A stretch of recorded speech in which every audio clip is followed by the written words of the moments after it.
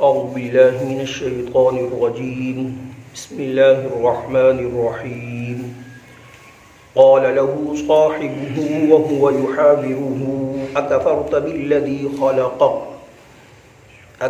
بالذي خلقك من تراب ثم من نطفة ثم سواك رجلا لكن هو الله ربي ولا أشرك بربي أحدا ولولا إذ دخلت جنتك قلت ما شاء الله لا قوة إلا بالله إن ترني أنا أقل منك مالا وولدا فعسى ربي أن يؤتيني خيرا من جنتك ويرسل عليها حسبانا من السماء فتصبح صعيدا زلقا أو يصبح ماؤها غورا فلن تستطيع له طلبا صدق الله العظيم. محترم سامعین،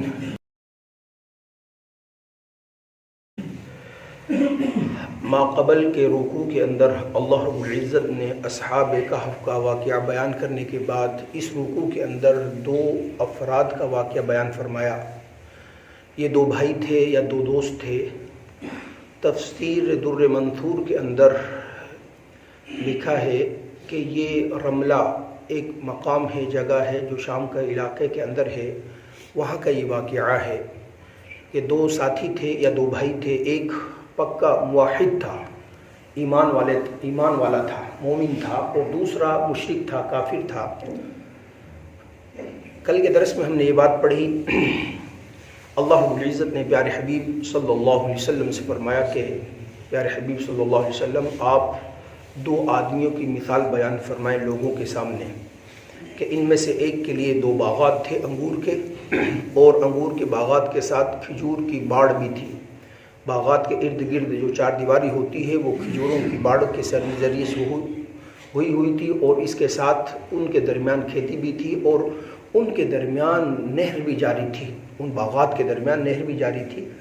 تو اب جو یہ مشرک تھا، یہ جس وقت اپنے باغ کے اندر داخل ہوا تو یہ موحد مومن ساتھی سے کہنے لگا کہ میرا گمان یہ ہے کہ یہ باغ ہمیشہ ہمیشہ رہیں گے، کبھی ان پر زوال نہیں آئے گا، فنا نہیں ہوں گے. اور موحد اس کو سمجھاتا رہتا تھا بھائی اللہ کو مانو، آخرت پر ایمان لے کر آؤ. وہ کہنے لگا کہ پہلی بات تو یہ ہے قیامت قائم نہیں ہوگی.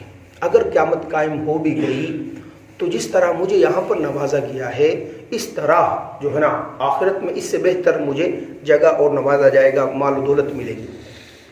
تو اب اس دوسرے بھائی کی طرف سے جواب ہے.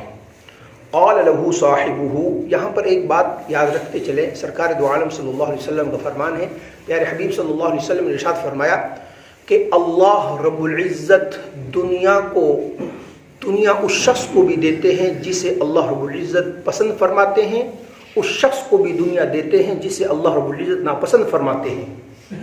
گویا کہ دنیا پسند اور ناپسند دونوں کے لیے اللہ رب العزت عطا فرماتے ہیں. لیکن ایمان کے متعلق فرمایا کہ ایمان صرف اس شخص کو اللہ رب العزت عطا فرماتے ہیں جسے اللہ رب العزت پسند فرماتے ہیں، جو اللہ کا محبوب ہوتا ہے. ایمان اللہ رب العزت ایسی بات نہیں کہ جس کو محبوب، اللہ رب العزت کو جو محبوب نہ ہو اس کو عطا فرما دے، ایسی ہرگز بات نہیں. ایمان کی دولت اس کو نصیب ہوتی ہے جس کو اللہ رب العزت پسند فرمائے. تو قال له صاحبہ، اب جواب دے رہے ہیں یہ مومن بھائی مشرک کو. کیا کہنے لگا؟ قال له صاحبہ وهو يحاورہ، کہا اس کو اس کے ساتھی نے، مومن ساتھی نے کہا وهو يحاورہ، اس حال میں کہ وہ آپس میں گفتگو کر رہے تھے. اکفرت بالذی خلقک من تراب، کیا تو اس ذات کا انکار کرتا ہے خلقک من تراب جس نے تجھے مٹی سے پیدا کیا ہے؟ اس ذات کا تو انکار کرتا ہے. ثم من نطفہ، پھر اس کے بعد اللہ رب العزت نے تمہیں نطفے سے پیدا کیا. ثم سواک رجلا، پھر تمہیں صحیح سالم مرد بنا دیا. دیکھیں اصل تو انسان کی ابتدا مٹی سے ہی ہوئی ہے. سب کے جد امجد سیدنا آدم علیہ السلام کو اللہ رب العزت نے خلقتہ من تراب وخلقتہ من طین، ٹھیک ہے. اللہ رب العزت فرماتے ہیں کہ ہم نے سیدنا آدم علیہ السلام کو مٹی سے پیدا فرمایا. اب باقی انسانوں کی جو پیدائش ہوئی ہے وہ مادہ تولید سے تو ہوئی ہے، اس میں کوئی شک نہیں، لیکن سوال یہ پیدا ہوتا ہے مادہ تولید کس سے پیدا ہوتا ہے؟ مادہ تولید خون سے پیدا ہوتا ہے۔ خون کس سے بنتا ہے؟ جو اجناس، جو ترکاریاں، جو پھل ہم کھاتے ہیں اس سے خون بنتا ہے۔ اور وہ کہاں سے نکلتے ہیں؟ زمین سے، مٹی سے نکلے۔ تو گویا کہ انسان کی حقیقتاً پیدائش کیا ہے؟ وہ مٹی سے ہوئی ہے۔ اس لیے اس ساتھی نے فرمایا پھر اگلی بات کہ جس وقت ماں کے رحم کے اندر انسان ہوتا ہے، انسان کو شکر ادا کرنا چاہیے کہ اللہ رب العزت نے صحیح سالم پیدا فرمائے۔ کتنے افراد ایسے ہیں جو اپاہج پیدا ہوتے ہیں، پھر تو اللہ کا نقش شکرہ بنا پڑا بیٹھا ہے۔ اس لیے مومن اور موحد ساتھی نے اسے فرمایا، کہنے لگا کہ اللہ کا شکر ادا نہیں کرتا کہ ایک تو تیری پیدائش اس ذات نے مٹی سے کی ہے، اس کے بعد نطفے سے کی ہے، اور پھر تجھے صحیح سالم مرد پیدا فرما دیا۔ اس لیے اللہ رب العزت نے ارشاد فرمایا لقد خلقنا الانسان فی احسن تقویم، البتہ تحقیق ہم نے انسان کو خوبصورت سانچے اور ڈھانچے میں پیدا فرمایا ہے۔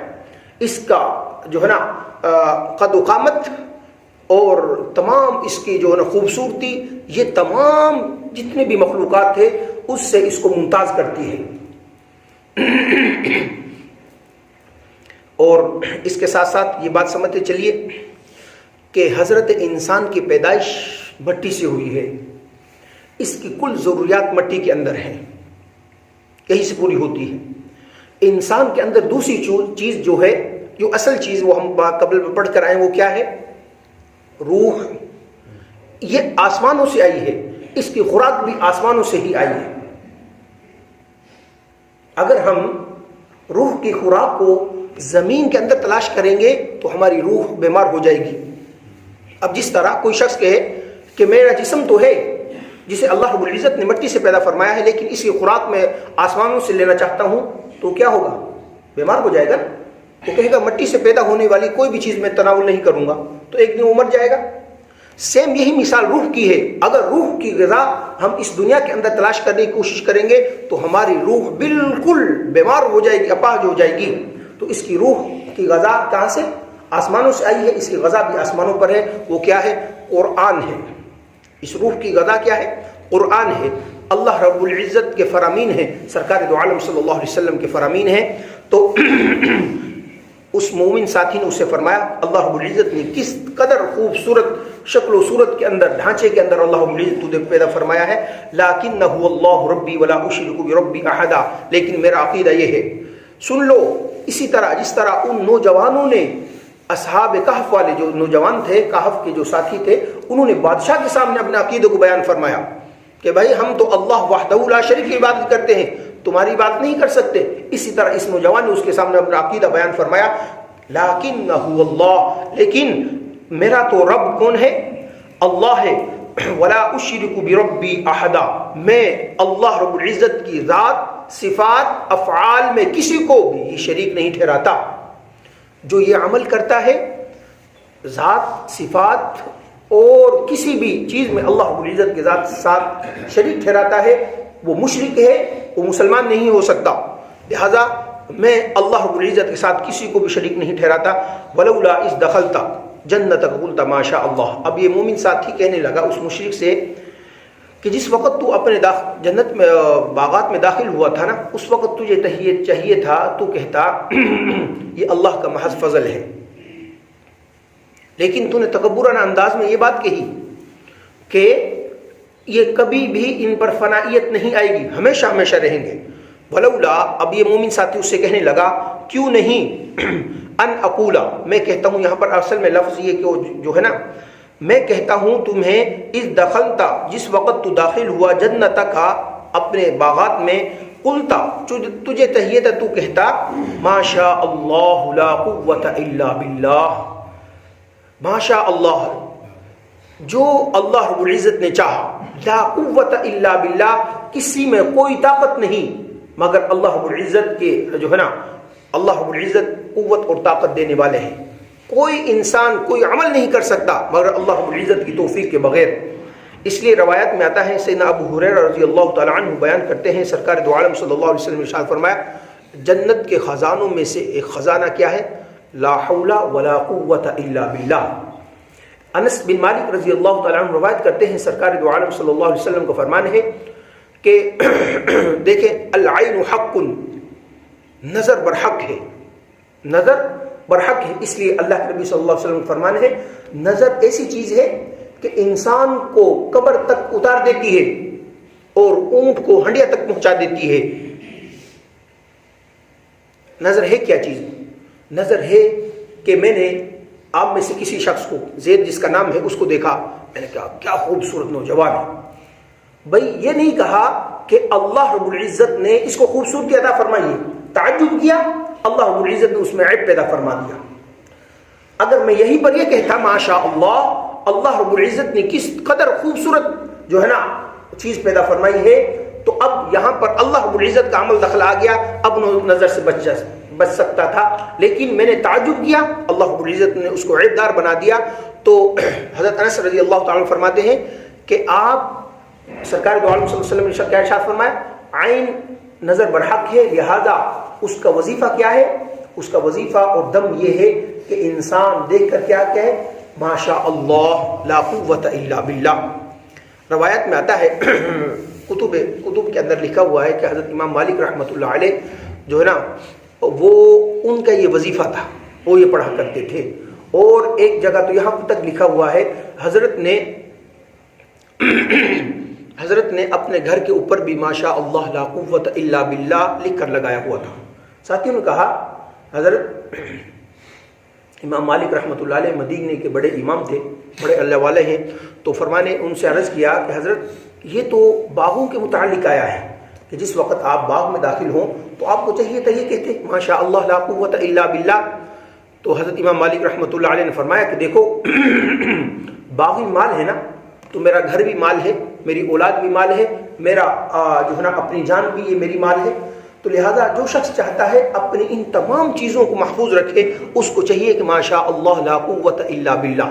اور یہاں پر یہ بات یاد رکھیے کہ انسان کو اپنی نظر خود بھی لگ سکتی ہے، ضرور نہیں کسی کی لگے، انسان کو اپنی نظر خود بھی لگ سکتی ہے، اس لیے اس کو وظیفہ بنانا چاہیے۔ یہ وظیفہ امام مالک رحمۃ اللہ علیہ کا یہ وظیفہ تھا ماشاء اللہ لا قوت الا باللہ۔ تو اس نوجوان ساتھی نے، مومن نے اس سے کہا کہ آپ نے یہ کیوں نہیں کہا ماشاء اللہ لا قوت الا باللہ؟ ان ترنی انا اقل منک مالا وولدا، اگر تو دیکھتا ہے مجھے کہ میں کم ہوں تجھ سے مال اور اولاد کے بارے میں، اس نے کہا تھا نا ما قبل میں کہ تو کیا ہے، انا اکثر منک مالا واعز نفرا، میں تم سے زیادہ ہوں مال کے اعتبار سے اور اولاد اور اسی طرح غلام نوکر چاکروں کے اعتبار سے۔ تو اس نے، نوجوان نے، یہ مومن تھا، اس نے کہا اگر تو دیکھتا ہے مجھے انا اقل منک، کہ میں تم سے کم ہوں مال کے اعتبار سے اور اولاد کے اعتبار سے، فعسى ربی، پس امید ہے مجھے اپنے رب سے، ان یؤتینی خیرا من جنتک، کہ اللہ رب العزت مجھے عطا فرمائے گا خیرا من جنتک، تمہارے باغات سے بہتر۔ کیوں؟ اس لیے کہ میں ایمان والا ہوں، میرے پاس جو کل مال تھا، ماقبل ہم نے پڑھا نا 4 ہزار درہم ایک کے حصے میں آئے، ایک نے 4,000 درہم سے باغ خرید لیے، ایک نے 4,000 درہم اللہ رب العزت کے راستے میں جو ہے نا خرچ کر دیے۔ اب ایمان والے کو یقین ہے کہ اللہ رب العزت آخرت میں ضرور اس کا بدلہ عطا فرمائیں گے، اللہ رب العزت اپنے فضل سے کل قیامت کے دن اس کا بدلہ ضرور عطا فرمائیں گے۔ تو اس نے یہ بات کہی کہ مجھے اللہ رب العزت سے امید ہے، ان یؤتینی خیرا من جنتک، اللہ رب العزت مجھے اس سے بہتر باغ عطا فرمائیں گے دنیا کے اندر یا آخرت کے اندر، تو انشاءاللہ ضرور فرمائیں گے۔ ویرسل علیہا حسبانا، اور جو بات رہی تیرے باغوں کی، تو کہتا تھا ہمیشہ رہے گا، ممکن ہے اللہ رب العزت بھیج دے علیہا، ان باغوں کے اوپر، حسبانا من السماء، آسمان سے لو، آسمان سے بجلی آئے، فتصبح صعیدا زلقا، اور بجلی اس کو جلا کر خاک کر دے، فتصبح صعیدا زلقا، کہ وہ چٹیل میدان ہو جائے، ایسا میدان جو پھسلنے والا ہو۔ اب سے پہلے کیا تھا؟ اب سے پہلے وہ میدان باغات تھے، انگوروں کے، کھجوروں کے، اور دیگر جو ہے نا اس میں کھیتی باڑی بھی تھی، اور بہت سارے وَكَانَ لَهُ ثَمَرٌ، اور بھی پھل تھے، لیکن ممکن ہے اللہ رب العزت آسمان سے بجلی، اور آپ جانتے ہیں کہ بہت سارے علاقوں میں آپ حضرات نے بھی مشاہدہ کیا ہوگا، سنا تو ضرور ہوگا، ہم نے بھی دیکھا ہے کہ جس وقت آسمان سے بجلی آتی ہے تو جلا کر پورے کے پورے علاقے کو جلا کر بھسم کر دیتی ہے. اسی طرح ہے نا بے شمار واقعات ہیں. تو فَتُصْبِحَ صَعِيدًا زَلَقًا, اللہ رب العزت پھر کیا کر دے اس کو ایسے کر دے جیسا چٹیل میدان, پھسلنے والا میدان, گویا کہ یہاں پر کوئی چیز تھی نہیں. اَوْ يُصْبِحَ مَاؤُهَا غَوْرًا فَلَن تَسْتَطِيعَ لَهُ طَلَبًا, ہم نے یہ بات پڑھی کہ وہ ایسے باغات تھے کہ درمیان سے نہریں بہہ رہی, اس درمیان سے رملہ کی جو نہر تھی وہ بہہ رہی تھی. آپ خود بتائیں اگر پانی نہ ہو تو باغ ایک دن خشک ہو جاتا ہے, ختم ہو جاتا ہے. اس ساتھی نے کہا او یصبح ماؤها, ممکن ہے قریب ہے کہ اللہ رب العزت اس پانی کو کیا کر دے, ختم کر دے. فلن تستطيع له طلبا, پھر تم قادر نہ ہو اس کو طلب کرنے پر. یعنی اللہ رب العزت اس کے پانی کو خشک کر دے, تمہارے پاس آلات بھی ہوں, مشینری بھی جدید ہو, لیکن تم قدرت ہی نہ رکھتے ہو کہ پانی اسے میسر ہو جائے. اور جب پانی نہیں ملے گا تو تمام چیزیں فنا ہو جائیں گی. یہ بات ہو رہی تھی, آگے بھی بات ہے. اللہ رب العزت سے دعا ہے کہ اللہ پاک مجھے اور آپ کو قرآن کریم کے اوامر پر عمل کرنے کی توفیق عطا فرمائے, تمام نواہی سے بچ کر زندگی گزارنے کی توفیق عطا فرمائے. آمین. وما علینا الا